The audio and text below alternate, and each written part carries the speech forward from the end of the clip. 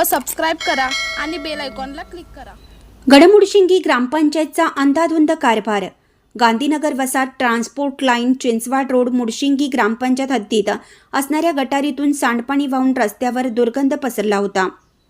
त्याचप्रमाणे रस्त्यावर मैला पसरल्याने 2 चाकी स्लिप होऊन अपघात कित्येक वेळा झाले आहेत।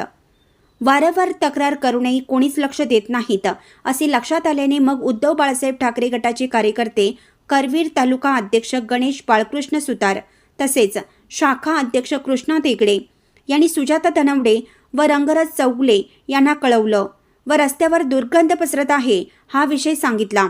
शेवटी राम बंडू कोली यांनी आपल्या स्वखर्चातून हे काम चालू केल्याने त्यांच्यावर भागातून आभार व आनंद व्यक्त केला जातोय। इंडियाचा आवाज न्यूजसाठी विठ्ठल सुतार।